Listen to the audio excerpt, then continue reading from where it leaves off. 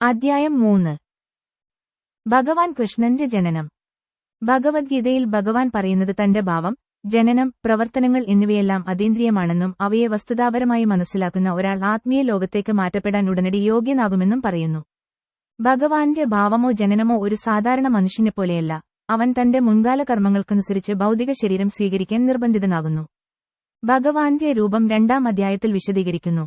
അവൻ തന്റെ മധുരമായ ആനന്ദത്തിൽ നിന്നാണ് പ്രത്യക്ഷപ്പെടുന്നത്. ഭഗവാന്റെ ദർശനത്തിന് സമയമായപ്പോൾ രാശികൾ വളരെ ഐശ്വര്യമായി. രോഹിണി എന്നറിയപ്പെടുന്ന നക്ഷത്രത്തിന്റെ ജ്യോതിഷ സ്വാധീനം പ്രബലമായിരുന്നു. ഈ നക്ഷത്രം വളരെ ശുഭകരമായി കണക്കാക്കപ്പെടുന്നു. ഇത് ബ്രഹ്മാവിന്റെ നേരിട്ടുള്ള മേൽനോട്ടത്തിലാണ്. ജ്യോതിഷപരമായ നിഗമനമനുസരിച്ച് നക്ഷത്രങ്ങളുടെ ശരിയായ അവസ്ഥയ്ക്ക് പുറമേ വ്യത്യസ്ത ഗ്രഹവ്യവസ്ഥകളുടെ വ്യത്യസ്ത സാഹചര്യങ്ങൾ കാരണം ശുഭവും അശുഭവുമായ നിമിഷങ്ങളുണ്ട്. കൃഷ്ണന്റെ ജനനസമയത്ത് ഗ്രഹവ്യവസ്ഥകൾ യാന്ത്രികമായി ക്രമീകരിച്ചു, അങ്ങനെയെല്ലാം ശുഭകരമായിത്തീർന്നു. അക്കാലത്ത് എല്ലാ ദിശകളിലും കിഴക്ക്, പടിഞ്ഞാറ്, തെക്ക്, വടക്ക് എല്ലായിടത്തും സമാധാനത്തിന്റെയും സമൃദ്ധിയുടെയും അന്തരീക്ഷമുണ്ടായിരുന്നു. ആകാശത്ത് ശുഭകരമായ നക്ഷത്രങ്ങൾ കാണപ്പെട്ടു. ഭൂമിയുടെ ഉപരിതലത്തിൽ എല്ലാ പട്ടണങ്ങളിലും ഗ്രാമങ്ങളിലും മേച്ചിൽപ്പുറങ്ങളിലും എല്ലാവരുടെയും മനസ്സിൽ ഭാഗ്യത്തിന്റെ അടയാളങ്ങളുണ്ടായിരുന്നു. നദികളിൽ വെള്ളം നിറഞ്ഞൊഴുകുന്നു, തടാകങ്ങൾ താമരപ്പൂക്കളാൽ മനോഹരമായി അലങ്കരിച്ചിരിക്കുന്നു. മനോഹരമായ പക്ഷികളും മയിലുകളും നിറഞ്ഞ കാടുകൾ. വനത്തിനുള്ളിലെ എല്ലാ പക്ഷികളും മധുരമായ ശബ്ദത്തോടെ പാടാൻ തുടങ്ങി. മയിലുകൾ അവരുടെ ഭാര്യമാരോടൊപ്പം നൃത്തം ചെയ്യാൻ തുടങ്ങി. വിവിധ പൂക്കളുടെ സൗരഭ്യം വഹിച്ചുകൊണ്ട് കാറ്റ് വളരെ മനോഹരമായി വീശുന്നു. ശരീരസ്പർശനത്തിന്റെ അനുഭൂതി അത്യന്തം ആനന്ദകരമായിരുന്നു. വീട്ടിൽ അഗ്നിയിൽ യാഗം അർപ്പിക്കുന്നത് ശീലമാക്കിയ ബ്രാഹ്മണർ തങ്ങളുടെ ഭവനങ്ങൾ വഴിപാടുകൾക്ക് വളരെ മനോഹരമായി കണ്ടെത്തി. അസുരരാജാക്കന്മാർ സൃഷ്ടിച്ച അസ്വസ്ഥതകൾ കാരണം ബ്രാഹ്മണരുടെ ഭവനങ്ങളിൽ യാഗ അഗ്നി ഏതാണ്ട് നിലച്ചിരുന്നു. എന്നാൽ ഇപ്പോൾ അവർക്ക് സമാധാനപരമായി അഗ്നി ജ്വലിപ്പിക്കാനുള്ള അവസരം ലഭിച്ചു. ബലി അർപ്പിക്കുന്നത് വിലക്കപ്പെട്ടതിനാൽ ബ്രാഹ്മണർ മനസ്സിലും ബുദ്ധിയിലും പ്രവർത്തനങ്ങളിലും വളരെയധികം വിഷമിച്ചിരുന്നു. എന്നാൽ കൃഷ്ണന്റെ ഭാവത്തിൽ അവരുടെ മനസ്സ് യാന്ത്രികമായി സന്തോഷിച്ചു, കാരണം അവർക്ക് ആകാശത്ത് അതീന്ദ്രിയ സ്പന്ദനങ്ങൾ കേൾക്കാൻ കഴിഞ്ഞു. പരമാത്മാവ്. ഗന്ധർവ, കിന്നര ഗ്രഹങ്ങളിലെ നിഷേധികൾ പാടാൻ തുടങ്ങി. സിദ്ധലോകത്തിലെയും ചരന്മാരുടെ ഗ്രഹങ്ങളിലെയും നിഷേധികൾ ഈശ്വരന്റെ ശുശ്രൂഷയിൽ പ്രാർത്ഥനകൾ അർപ്പിക്കാൻ തുടങ്ങി. സ്വർഗീയ ഗ്രഹങ്ങളിൽ മാലാഖമാരും അവരുടെ ഭാര്യമാരും വിദ്യാധരന്മാരും അവരുടെ ഭാര്യമാരും നൃത്തം ചെയ്യാൻ തുടങ്ങി. മഹാമുനികളും ദേവന്മാരും സന്തുഷ്ടരായി പുഷ്പങ്ങൾ ചൊരിയാൻ തുടങ്ങി. കടൽത്തീരത്ത് നേരിയ തിരമാലകളുടെ ശബ്ദമുണ്ടായിരുന്നു. കടലിനു മുകളിൽ ആകാശത്ത് മേഘങ്ങൾ വളരെ മനോഹരമായി ഇടിമുഴക്കാൻ തുടങ്ങി. ഇങ്ങനെ കാര്യങ്ങൾ ക്രമീകരിച്ചപ്പോൾ എല്ലാ ജീവജാലങ്ങളുടെയും ഹൃദയത്തിനുള്ളിൽ വസിക്കുന്ന ഭഗവാൻ വിഷ്ണു രാത്രിയുടെ അന്ധകാരത്തിൽ ദേവകിക്ക് മുമ്പായി പരമപുരുഷനായി ദേവതകളിൽ ഒരാളായി അവതരിച്ചു. അക്കാലത്തെ ഭഗവാൻ വിഷ്ണുവിന്റെ ഭാവം കിഴക്കൻ ചക്രവാളത്തിൽ പൂർണ്ണചന്ദ്രൻ ഉദിക്കുന്നതുമായി താരതമ്യപ്പെടുത്താവുന്നതാണ്. ക്ഷയിച്ചുപോകുന്ന ചന്ദ്രന്റെ 8-ാം ദിവസത്തിൽ ഭഗവാൻ കൃഷ്ണൻ പ്രത്യക്ഷപ്പെട്ടതിനാൽ പൗർണമിയുടെ ഉദയം ഉണ്ടാകില്ലെന്ന് ആക്ഷേപമുയർന്നേക്കാം. ഇതിന് മറുപടിയായി ചന്ദ്രന്റെ ശ്രേണിയിലുള്ള രാജവംശത്തിലാണ് ഭഗവാൻ കൃഷ്ണൻ അവതരിച്ചത് എന്ന് പറയാം. അതിനാൽ ആ രാത്രിയിൽ ചന്ദ്രൻ അപൂർണമായിരുന്നെങ്കിലും ചന്ദ്രൻ തന്നെ യഥാർത്ഥ വ്യക്തിയായ രാജവംശത്തിൽ ഭഗവാൻ പ്രത്യക്ഷപ്പെട്ടതിനാൽ ചന്ദ്രൻ അത്യധികം സന്തോഷവാനായിരുന്നു. അതിനാൽ കൃഷ്ണന്റെ കൃപയാൽ പൂർണ്ണചന്ദ്രനെപ്പോലെ അവന് പ്രത്യക്ഷപ്പെടാൻ കഴിഞ്ഞു. കമാണിക്യ എന്ന പേരിലുള്ള ഒരു ജ്യോതിശാസ്ത്ര ഗ്രന്ഥത്തിൽ ഭഗവാൻ കൃഷ്ണൻ പ്രത്യക്ഷപ്പെടുന്ന സമയത്തെ നക്ഷത്രരാശികൾ വളരെ മനോഹരമായി വിവരിച്ചിട്ടുണ്ട്. ആ ശുഭമുഹൂർത്തത്തിൽ ജനിച്ച ശിശു പരമബ്രഹ്മം അഥവാ പരമമായ സത്യമാണെന്ന് സ്ഥിരീകരിക്കപ്പെടുന്നു. ശംഖും ഗദയും തട്ടും താമരയും പിടിച്ച് ശ്രീവത്സമുദ്രയുള്ളവനും കൗസ്തുഭ ശിലാമാലയും ധരിച്ച് മഞ്ഞ പട്ടുവസ്ത്രം ധരിച്ച് തിളങ്ങുന്ന കറുത്തവനെപ്പോലെ തിളങ്ങി നിൽക്കുന്നതും വാസുദേവൻ കണ്ടു. മേഘം, വൈദര്യ കല്ല് പതിച്ച ഹെൽമറ്റ്, വിലപിടിപ്പുള്ള വളകൾ, കമ്മലുകൾ എന്നിവയും മറ്റും ദേഹമാസകലം ആഭരണങ്ങൾ തലയിൽ സമൃദ്ധമായ രോമങ്ങൾ കൊണ്ട് മനോഹരമാക്കി. കുട്ടിയുടെ അസാധാരണമായ സവിശേഷതകൾ കാരണം വസുദേവൻ അത്ഭുതപ്പെട്ടു. ഒരു നവജാത ശിശുവിനെ എങ്ങനെ അലങ്കരിക്കാൻ കഴിയും? അതിനാൽ ഭഗവാൻ കൃഷ്ണൻ ഇപ്പോൾ പ്രത്യക്ഷപ്പെട്ടുവെന്നും സന്ദർഭത്താൽ അവൻ കീഴടങ്ങുകയും ചെയ്തുവെന്ന് അദ്ദേഹത്തിന് മനസ്സിലാക്കാൻ കഴിഞ്ഞു. വസുദേവൻ വളരെ വിനയപൂർവ്വം ആശ്ചര്യപ്പെട്ടു.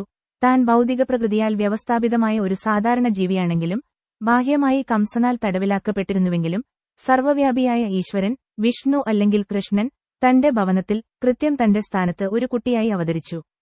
ആഭരണങ്ങളാലും നല്ല വസ്ത്രങ്ങളാലും അലങ്കരിച്ച പരമപുരുഷനായ പരമപുരുഷന്റെ എല്ലാ അടയാളങ്ങളാലും സജ്ജീകരിച്ച് 4 കൈകളോടെ ഒരു ഭൗമിക ശിശുവും ജനിക്കുന്നില്ല.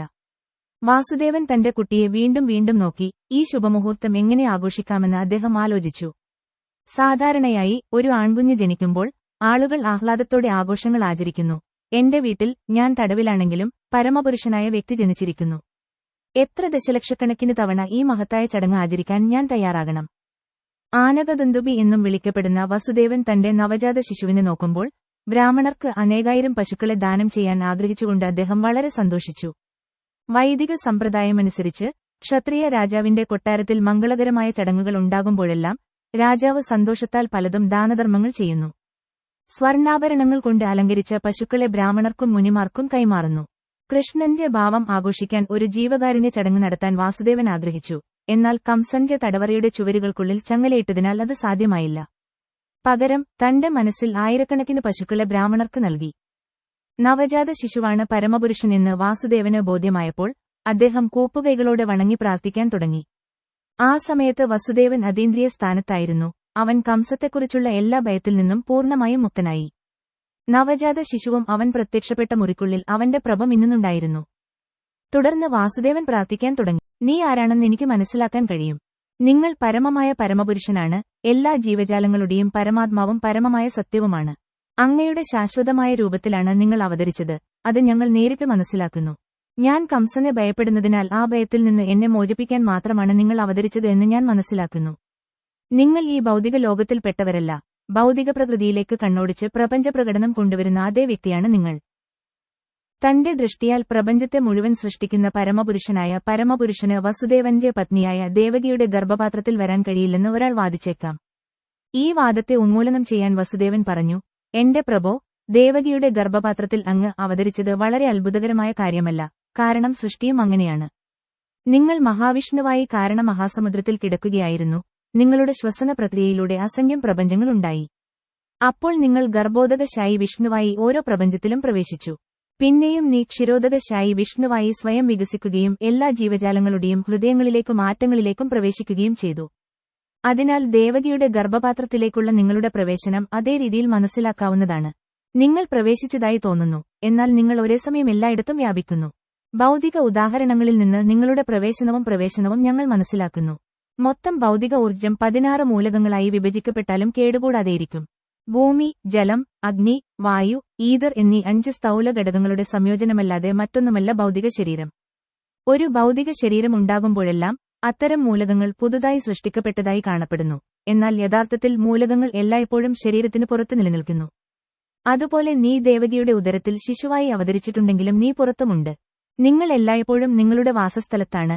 എന്നിട്ടും നിങ്ങൾക്ക് ഒരേസമയം ദശലക്ഷക്കണക്കിന് രൂപങ്ങളിലേക്ക് സ്വയം വികസിപ്പിക്കാൻ കഴിയും. ഭൗതികമായ ഊർജ്ജവും നിങ്ങളിൽ നിന്ന് പുറപ്പെടുന്നതിനാൽ നിങ്ങളുടെ രൂപഭാവം വലിയ ബുദ്ധിയോടെ മനസ്സിലാക്കണം. സൂര്യൻ സൂര്യപ്രകാശത്തിന്റെ ഉറവിടമായതുപോലെ ഭൗതിക ഊർജ്ജത്തിന്റെ യഥാർത്ഥ ഉറവിടം നിങ്ങളാണ്. സൂര്യപ്രകാശത്തിന് സൂര്യഗോളത്തെ മറക്കാൻ കഴിയില്ല. ഭൗതിക ഊർജ്ജത്തിന് നിങ്ങളിൽ നിന്നുള്ള ഒരു ഉദ്ഭവം നിങ്ങളെ മൂടാൻ കഴിയില്ല.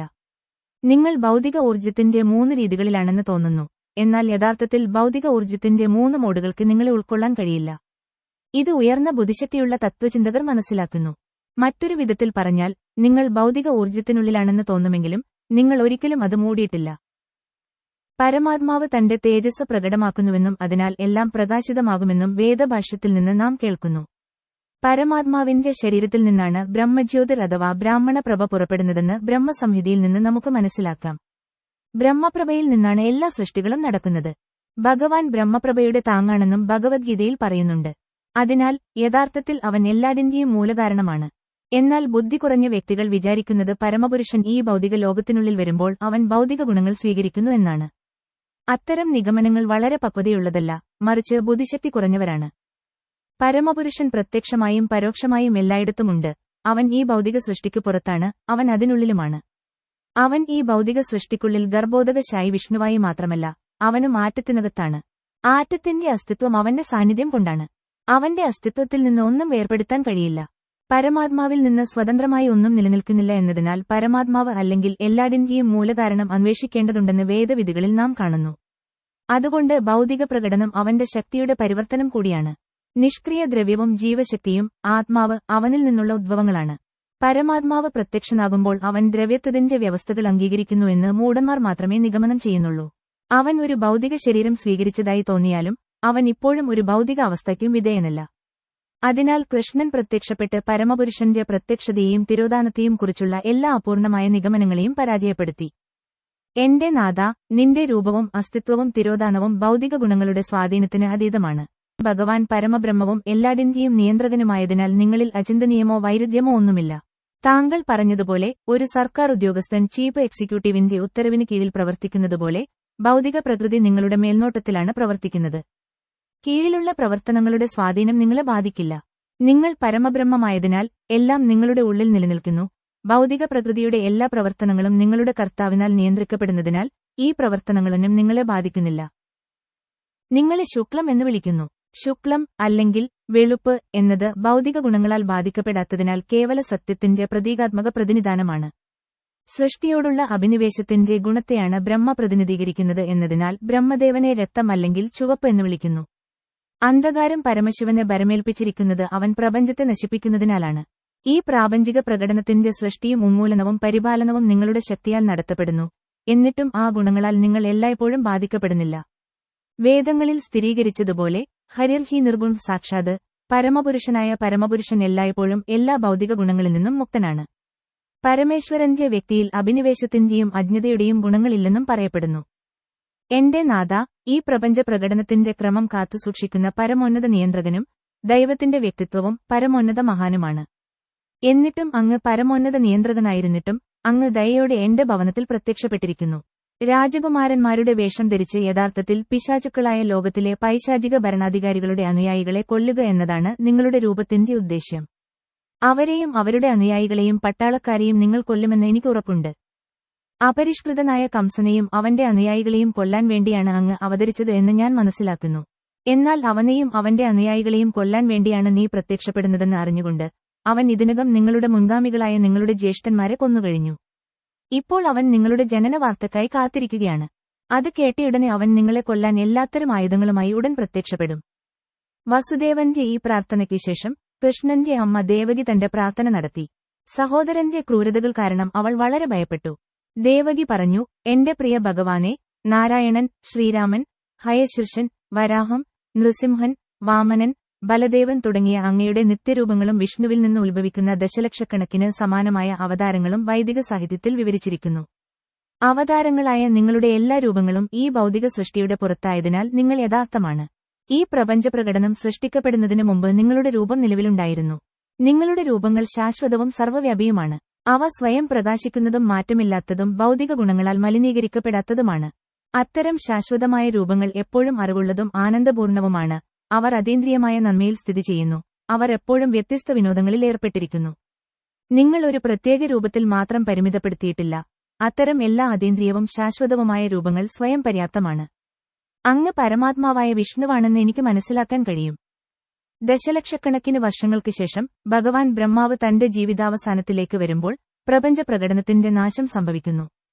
ആ സമയത്ത് പഞ്ചഭൂതങ്ങൾ ഭൂമി, ജലം, അഗ്നി, വായു, ഈതർ മഹത്തത്വത്തിൽ പ്രവേശിക്കുന്നു. മഹത്തത്വങ്ങൾ കാലത്തിന്റെ ശക്തിയാൽ പ്രകടമാകാത്ത മൊത്തം ഭൗതിക ഊർജ്ജത്തിലേക്ക് പ്രവേശിക്കുന്നു. മൊത്തം ഭൗതിക ഊർജ്ജം ഊർജ്ജസ്വലമായ പ്രധാനത്തിലേക്ക് പ്രവേശിക്കുന്നു. പ്രധാനം നിന്നിലേക്ക് പ്രവേശിക്കുന്നു. ആകയാൽ സമസ്ത പ്രാപഞ്ചിക പ്രകടമായ നാശത്തിനുശേഷവും അങ്ങയുടെ അതീന്ദ്രിയമായ നാമം, രൂപം, ഗുണങ്ങൾ, സാമഗ്രികൾ എന്നിവയിൽ നിങ്ങൾ മാത്രം നിലനിൽക്കുന്നു. എന്റെ നാഥ, ഞാൻ അങ്ങേക്ക് ആദരവോടെ പ്രണാമം അർപ്പിക്കുന്നു. പ്രപഞ്ചത്തിന്റെ മുഴുവൻ പ്രകടനവും സമയത്തിന്റെ സ്വാധീനത്തിലാണ്, നിമിഷം മുതൽ വർഷത്തിന്റെ ദൈർഘ്യം വരെ. എല്ലാം നിങ്ങളുടെ നിർദ്ദേശപ്രകാരമാണ് പ്രവർത്തിക്കുന്നത്. നിങ്ങളാണ് എല്ലാറ്റിന്റെയും യഥാർത്ഥ സംവിധായകനും എല്ലാ ശക്തമായ ഊർജ്ജങ്ങളുടെയും സംഭരണിയും. എല്ലാ വ്യവസ്ഥാപിത ആത്മാക്കളും തുടർച്ചയായി ഒരു ശരീരത്തിൽ നിന്ന് മറ്റൊന്നിലേക്കും ഒരു ഗ്രഹത്തിൽ നിന്ന് മറ്റൊന്നിലേക്കും പലായനം ചെയ്യുന്നു. എന്നിട്ടും ജനനമരണങ്ങളുടെ ആക്രമണത്തിൽ നിന്ന് അവർക്ക് മോചനം ലഭിക്കുന്നില്ല. എന്നാൽ ഈ ഭയാനകമായ ജീവജാലങ്ങളിൽ ഒന്ന് അങ്ങയുടെ താമരയുടെ പാദങ്ങളിൽ അഭയം പ്രാപിക്കുമ്പോൾ ഭയങ്കരമായ മരണത്താൽ ആക്രമിക്കപ്പെടുമെന്ന ആശങ്കയില്ലാതെ അയാൾക്ക് കിടക്കാനാകും. ദേവകിയുടെ ഈ പ്രസ്താവന ഭഗവത്ഗീതയിൽ ഭഗവാൻ തന്നെ സ്ഥിരീകരിക്കുന്നു. ബ്രഹ്മലോകം മുതൽ പാതാളലോകം വരെ പ്രപഞ്ചം മുഴുവൻ സഞ്ചരിച്ചാലും ജനനം, മരണം, രോഗം, വാർദ്ധക്യം എന്നിവയുടെ ആക്രമണത്തിൽ നിന്ന് രക്ഷപ്പെടാൻ കഴിയില്ലെന്ന് ഭഗവാൻ അവിടെ പറയുന്നു. എന്നാൽ ദൈവരാജ്യത്തിൽ പ്രവേശിക്കുന്ന ഒരാൾക്ക് ഭൗതിക ലോകത്തേക്ക് വരാൻ ഇനിയൊരിക്കലും നിർബന്ധമില്ല. അതിനാൽ എന്റെ നാഥ, ഉഗ്രസേനന്റെ പുത്രനായ കംസന്റെ ക്രൂരമായ കൈകളിൽ നിന്ന് എന്നെ രക്ഷിക്കണമെന്ന് ഞാൻ അങ്ങയോട് അപേക്ഷിക്കുന്നു. ഈ ഭയാനകമായ അവസ്ഥയിൽ നിന്ന് എന്നെ രക്ഷിക്കാൻ ഞാൻ പ്രാർത്ഥിക്കുന്നു. കാരണം നിങ്ങളുടെ സേവകർക്ക് സംരക്ഷണം നൽകാൻ നിങ്ങൾ എപ്പോഴും തയ്യാറാണ്. അർജുനന് ഉറപ്പു നൽകിക്കൊണ്ട് ഭഗവാൻ ഭഗവത്ഗീതയിലെ ഈ പ്രസ്താവന സ്ഥിരീകരിച്ചു. നിനക്ക് ലോകത്തോട് പ്രഖ്യാപിക്കാം, എന്റെ ഭക്തൻ ഒരിക്കലും പരാജയപ്പെടുകയില്ല. രക്ഷയ്ക്കായി ഭഗവാനോട് പ്രാർത്ഥിക്കുമ്പോൾ അമ്മ ദേവകി തന്റെ മാതൃവാത്സല്യം പ്രകടിപ്പിച്ചു. ഈ അതീന്ദ്രിയ രൂപം പൊതുവെ ശ്രേഷ്ഠരായ ഋഷിമാരാൽ ധ്യാനത്തിൽ ഗ്രഹിക്കപ്പെടുന്നുവെന്ന് ഞാൻ മനസ്സിലാക്കുന്നു. പക്ഷേ ഞാൻ ഇപ്പോഴും ഭയപ്പെടുന്നു. കാരണം കംസൻ മനസ്സിലാക്കിയ ഉടൻ തന്നെ നിങ്ങൾ പ്രത്യക്ഷപ്പെട്ടു.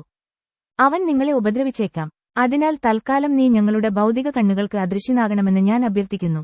മറ്റൊരു വിധത്തിൽ പറഞ്ഞാൽ, ഒരു സാധാരണ കുട്ടിയുടെ രൂപം സ്വീകരിക്കാൻ അവൾ ഭഗവാനോട് അഭ്യർത്ഥിച്ചു.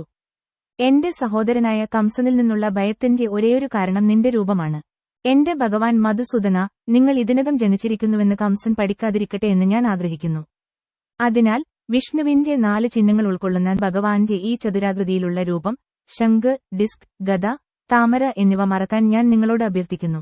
പ്രപഞ്ചപ്രകടനത്തിന്റെ ഉന്മൂലനത്തിന്റെ അവസാനത്തിൽ ഈ പ്രപഞ്ചത്തെ മുഴുവൻ അങ്ങയുടെ ഉദരത്തിനുള്ളിൽ വെച്ചു.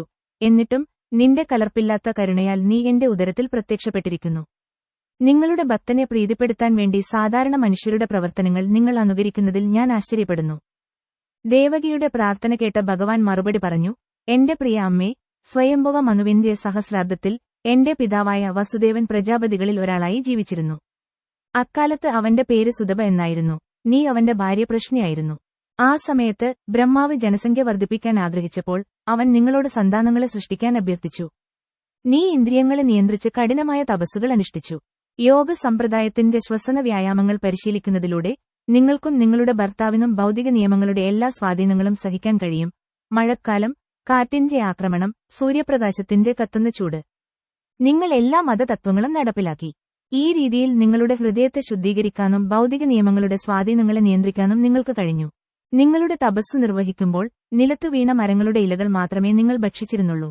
പിന്നെ സ്ഥിരമായ മനസ്സോടും നിയന്ത്രിത ലൈംഗികതയോടും കൂടി എന്നിൽ നിന്ന് അത്ഭുതകരമായ എന്തെങ്കിലും അനുഗ്രഹം ആഗ്രഹിച്ചുകൊണ്ട് നിങ്ങൾ എന്നെ ആരാധിച്ചു. നിങ്ങൾ രണ്ടുപേരും ദശലക്ഷക്കണക്കിന് 12,000 വർഷം കഠിനമായ തപസ്സു ചെയ്തു. ആ സമയത്ത് നിങ്ങളുടെ മനസ്സ് എപ്പോഴും എന്നിൽ ലയിച്ചു. നിങ്ങൾ ഭക്തിനിർഭരമായ സേവനം അനുഷ്ഠിക്കുമ്പോൾ, നിങ്ങളുടെ ഹൃദയത്തിൽ എപ്പോഴും എന്നെക്കുറിച്ച് ചിന്തിക്കുമ്പോൾ ഞാൻ നിങ്ങളോട് വളരെ സന്തുഷ്ടനായിരുന്നു. പാപരഹിതയായ അമ്മേ, അതിനാൽ നിന്റെ ഹൃദയം എപ്പോഴും ശുദ്ധമാണ്. ആ സമയത്തും നിന്റെ ആഗ്രഹം നിറവേറ്റാൻ വേണ്ടി മാത്രമാണ് ഞാൻ ഈ രൂപത്തിൽ നിങ്ങളുടെ മുന്നിൽ പ്രത്യക്ഷപ്പെട്ടത്. നിങ്ങൾ ആഗ്രഹിക്കുന്നതെന്തും ചോദിക്കാൻ ഞാൻ നിങ്ങളോട് ആവശ്യപ്പെട്ടു. ആ സമയത്ത് ഞാൻ നിന്റെ മകനായി ജനിക്കണമെന്ന് നീ ആഗ്രഹിച്ചു. നിങ്ങൾ എന്നെ വ്യക്തിപരമായി കണ്ടെങ്കിലും ഭൗതിക ബന്ധനത്തിൽ നിന്ന് പൂർണ്ണമായ മോചനം ആവശ്യപ്പെടുന്നതിനു പകരം എന്റെ ഊർജ്ജത്തിന്റെ സ്വാധീനത്തിൽ നിങ്ങളുടെ മകനാകാൻ നിങ്ങൾ എന്നോട് ആവശ്യപ്പെട്ടു. മറ്റൊരു വിധത്തിൽ പറഞ്ഞാൽ, ഭൗതിക ലോകത്ത് പ്രത്യക്ഷപ്പെടാൻ ഭഗവാൻ തന്റെ അമ്മയെയും പിതാവിനെയും തിരഞ്ഞെടുത്തു, അതായത് പ്രശ്നിയും സുതപയും. ഭഗവാൻ മനുഷ്യനായി വരുമ്പോഴെല്ലാം അവനൊരു മാതാവും പിതാവും ഉണ്ടായിരിക്കണം. അതിനാൽ അവൻ പ്രശ്നിയും സുതപനെയും തന്റെ മാതാവും പിതാവുമായി ശാശ്വതമായി തിരഞ്ഞെടുത്തു. ഇക്കാരണത്താൽ പ്രശ്നിക്കോ സുതപനോ ഭഗവാനോട് മോക്ഷം ചോദിക്കാൻ കഴിഞ്ഞില്ല. ഭഗവാന്റെ അതീന്ദ്രിയമായ സ്നേഹസേവനം പോലെ വിമോചനം അത്ര പ്രധാനമല്ല. ഭഗവാൻ പ്രശ്നിക്കും സുതപത്തിനും ഉടനടി മോക്ഷം നൽകാമായിരുന്നു. എന്നാൽ ഇനിപ്പറയുന്ന വാക്യങ്ങളിൽ വിശദീകരിക്കുന്നതുപോലെ തന്റെ വ്യത്യസ്ത രൂപങ്ങൾക്കായി അവരെ ഈ ഭൗതിക ലോകത്തിനുള്ളിൽ നിലനിർത്താൻ അവൻ ഇഷ്ടപ്പെട്ടു. പിതാവും മാതാവും ആകാനുള്ള ഭഗവാന്റെ അനുഗ്രഹം ലഭിച്ചപ്പോൾ സുതപവും പ്രശ്നിയും തപസ്സിൽ നിന്ന് വിരമിച്ചു. പരമേശ്വരനായ ഒരു സന്താനത്തെ ജനിപ്പിക്കുന്നതിനായി ഭാര്യാഭർത്താക്കന്മാരായി ജീവിച്ചു. കാലക്രമേണ പ്രശ്നി ഗർഭിണിയാകുകയും കുഞ്ഞിന് ജന്മം നൽകുകയും ചെയ്തു. ഭഗവാൻ ദേവകിയോടും വസുദേവനോടും പറഞ്ഞു, അന്ന് എന്റെ പേര് പ്രശ്നിഗർഭൻ എന്നായിരുന്നു. അടുത്ത സഹസ്രാബ്ദത്തിൽ നിങ്ങൾ അതിഥിയായും കശ്യപനായും ജനിച്ചു. ഞാൻ ഉപേന്ദ്ര എന്ന പേരിൽ നിങ്ങളുടെ കുട്ടിയായി. അക്കാലത്ത് എന്റെ രൂപം ഒരു കുള്ളനെപ്പോലെയായിരുന്നു. ഇക്കാരണത്താൽ ഞാൻ വാമനദേവൻ എന്നറിയപ്പെട്ടു. നിന്റെ മകനായി ഞാൻ 3 പ്രാവശ്യം ജനിക്കുമെന്ന് ഞാൻ നിനക്ക് അനുഗ്രഹം നൽകി. ഞാൻ ആദ്യമായി പ്രശ്നി സുതപത്തിൽ ജനിച്ച പ്രശ്നിഗർഭൻ എന്നറിയപ്പെട്ടു. അടുത്ത ജന്മത്തിൽ ഞാൻ ഉപേന്ദ്രൻ, അതിഥി, കശ്യപൻ എന്നിവരിൽ ജനിച്ചു.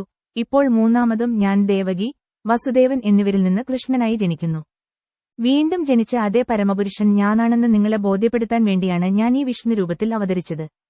എനിക്ക് ഒരു സാധാരണ കുട്ടിയെപ്പോലെ പ്രത്യക്ഷപ്പെടാമായിരുന്നു. എന്നാൽ അങ്ങനെ ചെയ്താൽ പരമപുരുഷനായ ഭഗവാൻ നിങ്ങളുടെ ഉദരത്തിൽ ജനിച്ചുവെന്ന് നിങ്ങൾ വിശ്വസിക്കുമായിരുന്നില്ല. എന്റെ പ്രിയപ്പെട്ട പിതാവേ, അമ്മേ, അതിനാൽ നിങ്ങൾ എന്നെ നിങ്ങളുടെ കുട്ടിയായി വളരെയധികം വാത്സല്യത്തോടെയും സ്നേഹത്തോടെയും വളർത്തി. അതിനാൽ ഞാൻ നിങ്ങളോട് വളരെ സന്തുഷ്ടനും കടപ്പെട്ടിരിക്കുന്നു. നിങ്ങളുടെ ദൗത്യത്തിലെ പൂർണ്ണത കാരണം ഇത്തവണ നിങ്ങൾ വീട്ടിലേക്ക് മടങ്ങുമെന്ന് ഞാൻ ഉറപ്പു നൽകുന്നു. നിങ്ങൾ എന്നെക്കുറിച്ച് വളരെ ഉത്കണ്ഠാകുലനാണെന്നും കംസന് ഭയപ്പെടുന്നുവെന്നും എനിക്കറിയാം. അതിനാൽ എന്നെ ഉടൻ തന്നെ ഗോകുലത്തിലേക്ക് കൂട്ടിക്കൊണ്ടുപോയി യശോദയ്ക്ക് ജനിച്ച മകൾക്ക് പകരം നൽകണമെന്ന് ഞാൻ നിങ്ങളോട് കൽപ്പിക്കുന്നു. അച്ഛനോടും അമ്മയോടും ഇപ്രകാരം സംസാരിച്ച ഭഗവാൻ അവരുടെ സന്നിധിയിൽ സ്വയം ഒരു സാധാരണ ശിശുവായി മാറി നിശബ്ദനായി. പരമപുരുഷന്റെ കൽപ്പനപ്രകാരം വാസുദേവൻ തന്റെ മകനെ പ്രസവമുറിയിൽ നിന്ന് കൊണ്ടുപോകാൻ തയ്യാറായി. കൃത്യമാ സമയത്ത് നന്ദയ്ക്കും യശോദയ്ക്കും ഒരു മകൾ ജനിച്ചു. ഭഗവാന്റെ ആന്തരിക ശക്തിയായ യോഗമേയായിരുന്നു അവൾ. ഈ ആന്തരിക ശക്തിയുടെ സ്വാധീനത്താൽ യോഗമായ കംസന്റെ കൊട്ടാരത്തിലെ എല്ലാ നിവാസികളും, പ്രത്യേകിച്ച് വാതിൽകാവൽക്കാരും, ഗാഢനിദ്രയിൽ മുഴുകി. എല്ലാ കൊട്ടാരത്തിന്റെ വാതിലുകളും തുറക്കപ്പെട്ടു. അവരെ ഇരുമ്പു ചങ്ങലകളാൽ ബന്ധിപ്പിച്ചിരുന്നുവെങ്കിലും രാത്രി വളരെ ഇരുട്ടായിരുന്നു. എന്നാൽ കൃഷ്ണന് മടിയിലിരുത്തി വാസുദേവൻ പുറത്തിറങ്ങിക്കഴിഞ്ഞപ്പോൾ സൂര്യപ്രകാശത്തിലെന്ന പോലെ അദ്ദേഹത്തിന് എല്ലാം കാണാൻ കഴിഞ്ഞു. കൃഷ്ണൻ സൂര്യപ്രകാശം പോലെയാണെന്നും കൃഷ്ണൻ ഉള്ളിടത്തെല്ലാം ഇരുട്ടിനോട് താരതമ്യപ്പെടുത്തുന്ന മായാശക്തിക്ക് നിലനിൽക്കാൻ കഴിയില്ലെന്നും ചൈതന്യ കാരിതാമൃതയിൽ പറയുന്നു. വാസുദേവൻ കൃഷ്ണനെ ചുമന്നപ്പോൾ രാത്രിയുടെ ഇരുട്ട് അപ്രത്യക്ഷമായി. ജയിലിന്റെ വാതിലുകളെല്ലാം യാന്ത്രികമായി തുറന്നു. അതേസമയം ആകാശത്ത് ഇടിമുഴക്കവും ശക്തമായ മഴയുമുണ്ടായി. പെയ്യുന്ന മഴയിൽ വസുദേവൻ തന്റെ പുത്രനായ കൃഷ്ണനെ ചുമക്കുമ്പോൾ മഴ തടസ്സപ്പെടാതിരിക്കാൻ ഒരു സർപ്പത്തിന്റെ രൂപത്തിലുള്ള ഭഗവാൻ ശേഷൻ തന്റെ ശിരസിൽ തന്റെ കവചം വിരിച്ചു. വസുദേവൻ യമുനയുടെ തീരത്ത് വന്ന് യമുനയിലെ ജലം തിരമാലകളാൽ അലറുന്നതും സ്പാൻ മുഴുവൻ നുരിയും നിറഞ്ഞിരിക്കുന്നതും കണ്ടു. എന്നിട്ടും ആ കൃതമായ സവിശേഷതയിൽ മഹാനായ ഇന്ത്യൻ മഹാസമുദ്രം ശ്രീരാമൻ ഗൾഫിന് പാലം നൽകുമ്പോൾ അദ്ദേഹത്തിന് ഒരു പാത നൽകിയതുപോലെ വസുദേവന് നദി മുറിച്ചുകടക്കാൻ വഴി നൽകി. അങ്ങനെ വസുദേവൻ യമുന നദി മുറിച്ചുകടന്നു. മറുവശത്ത് അദ്ദേഹം ഗോകുലത്തിൽ സ്ഥിതി ചെയ്യുന്ന നന്ദ മഹാരാജാവിന്റെ സ്ഥലത്തേക്ക് പോയി. അവിടെ ഗോപാലന്മാരെല്ലാം ഗാഢനിദ്രയിലാണെന്ന് അദ്ദേഹം കണ്ടു. യശോദയുടെ വീട്ടിലേക്ക് നിശബ്ദമായി പ്രവേശിക്കാൻ അദ്ദേഹം അവസരം മുതലെടുത്തു. പ്രയാസമില്ലാതെ അയാൾ അവിടെ ജനിച്ച പെൺകുഞ്ഞിനു വേണ്ടി തന്റെ മകനെ മാറ്റി. പിന്നെ വളരെ നിശബ്ദമായി വീട്ടിൽ പ്രവേശിച്ച് ആൺകുട്ടിയെ പെൺകുട്ടിക്ക് കൈമാറി. അവൻ കംസന്റെ തടവറയിലേക്ക് മടങ്ങുകയും പെൺകുട്ടിയെ നിശബ്ദമായി ദേവകിയുടെ മടിയിൽ കിടത്തുകയും ചെയ്തു. പലതും സംഭവിച്ചതായി കംസന് തിരിച്ചറിയാൻ കഴിയാതെ അവൻ വീണ്ടും ചങ്ങലകൾ സ്വയം മുറുക്കി. തനിക്ക് ഒരു കുഞ്ഞ് ജനിച്ചുവെന്ന് അമ്മ യശോദയ്ക്ക് മനസ്സിലായി. പക്ഷേ പ്രസവവേദനയിൽ അവൾ വളരെ ക്ഷീണിതയായതിനാൽ അവൾ ഗാഢനിദ്രയിലേക്ക് വഴുതി വീണു. ഉണർന്നപ്പോൾ താൻ ജനിച്ചത് ആണാണോ പെണ്ണാണോ എന്ന് അവൾക്ക് ഓർമ്മയില്ല.